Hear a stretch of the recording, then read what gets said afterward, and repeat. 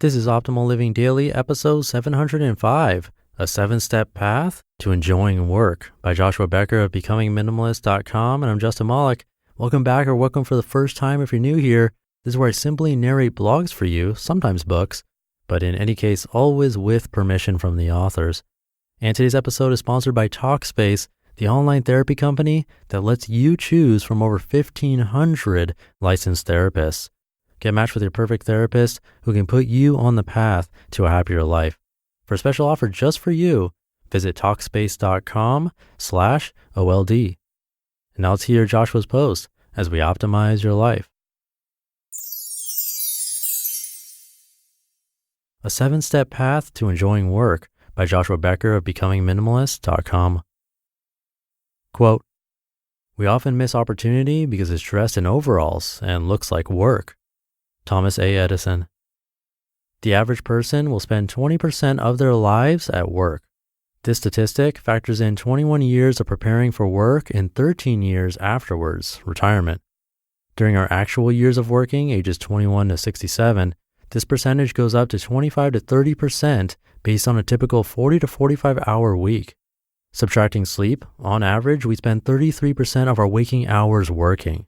You can find more details on these statistics, but don't worry too much about the method of statistical computation. They tell us what we already know. We spend a significant amount of our life working. It is a large piece of our life, and it is important to think thoughtfully and intentionally about it. I've known countless people who are happy with their work. They find meaning, significance, and joy in it. Additionally, I've met many people who are unhappy with their work and choose to spend an additional percentage of their life complaining about it. Interestingly enough, these differences in attitudes have little to do with the actual work being done.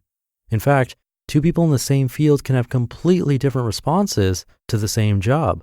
This is helpful because it means enjoying work has less to do with your actual job and more to do with your attitude towards it. Changing our attitude towards work is often far easier than changing jobs.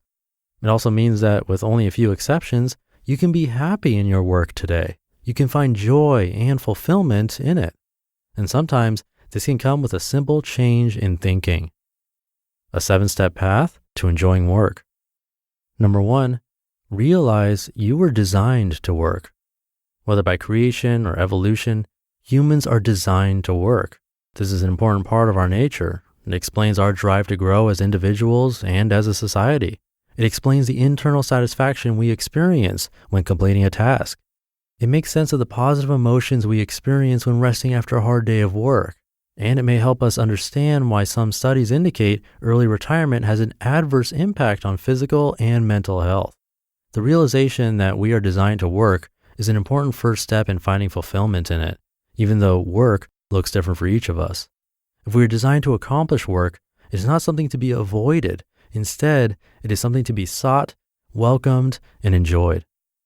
Number 2, understand work takes place in an imperfect world. Our world is imperfect because we exist in a universe full of people who often fall short. Though we each have an ingrained desire to accomplish good for the sake of others, in reality, we often function with selfish desires and intentions. These imperfections always lead to less than ideal working conditions. As a result, work includes overbearing bosses, deadlines, stress, under-resourced projects, tasks we do not enjoy, and often anxiety. The realization that these imperfections are always going to be present in our workplace allows us to accept them and move forward. Now, just to be clear, this present reality does not mean we don't fight for equality and justice when appropriate, but it does mean we can stop looking for joy in the perfect work environment because it doesn't exist, and it opens the door to finding joy in our existing one. Number 3, use work to supply provisions for yourself and your family. In its simplest definition, work is a bartering tool. We work our jobs in exchange for money. This money is then given to another in exchange for growing food, producing clothing, building shelter, or discovering new medicine to keep us healthy. Because of work, we are freed to spend our days doing what we love and are good at. In exchange, we receive goods, money, to trade with someone else who used their giftedness to create something different than us. This is the goal of work. This is also the prescribed means of providing for those who are dependent upon us. Looking for shortcuts, lottery, dishonest gain, unnecessary dependence on others, to supply provisions is often a foolish direction for life. Number 4, notice how your work contributes to the common good.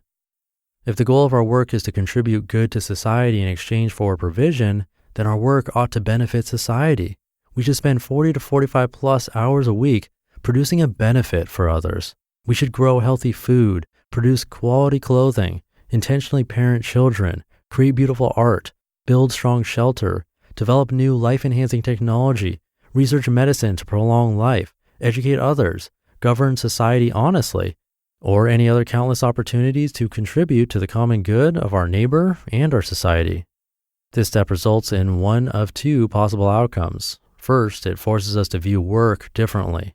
It allows us to wake up on Monday morning with a positive attitude and opens up the door to finding new joy in our role.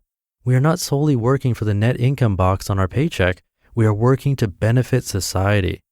Or second, this truth forces us to find new work. If for whatever reason we do not believe our job is contributing good to society, we must find a new one. No dollar amount can ever equal the satisfaction and joy experienced in contributing good to the world around us, for this is the purpose of work. Number 5, work ethically.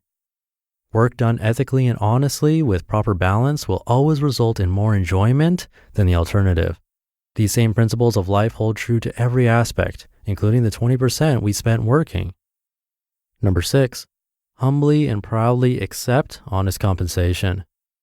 We each have skills and talents this world needs. There are other people willing to compensate us in exchange for them.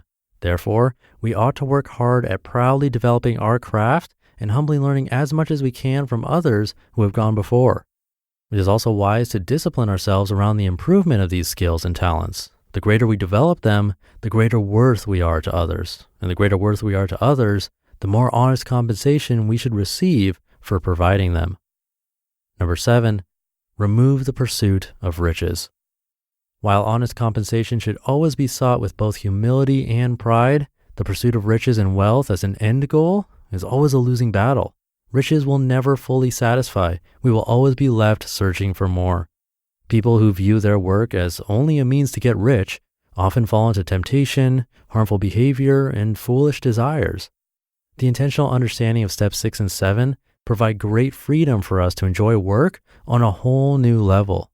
When we replace the desire to get rich with a more life-fulfilling desire to receive honest compensation, we open our hearts to find peace in our paychecks and create value in our work. Indeed, may each of us find greater value and fulfillment in our work, and in doing so, may we increase joy in this important and essential aspect of our lives. You just listened to the post titled, A 7-Step Path to Enjoying Work by Joshua Becker of BecomingMinimalist.com. And big thanks again to my sponsor for today's episode, Talkspace. Talkspace is the online therapy company that makes it easy to connect with an experienced, licensed therapist that you pick based on your preferences and for much, much cheaper than traditional therapy.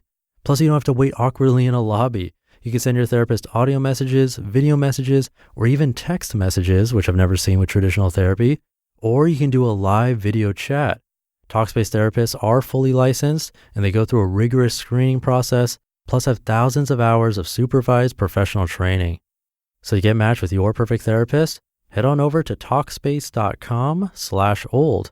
As a special bonus just for you, you can use the code OLD to get $30 off your first month and show your support for this podcast. That's the code OLD, and you can use that at Talkspace.com/OLD.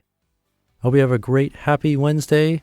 Thank you for being here every day. Thank you for subscribing and sharing the show, and I'll see you tomorrow where your optimal life awaits. Hey, this is Dan from the Optimal Finance Daily podcast, which is a lot like this show, except more focused on personal finance. Justin handpicks the best posts he can find from blogs and authors like Ramit Sethi, Mr. Money Mustache, and more, and I read them to you 5 days a week. So if you enjoy this podcast, come on over and subscribe to Optimal Finance Daily too. And together, we'll optimize your financial life. You've been listening to Optimal Living Daily. Be sure to hit the subscribe button to stay up to date on each new episode, and head to oldpodcast.com. That's OLDpodcast.com for a free gift, as well as more actionable tips and resources to help you maximize your potential. Thanks for joining us, and remember, your optimal life awaits.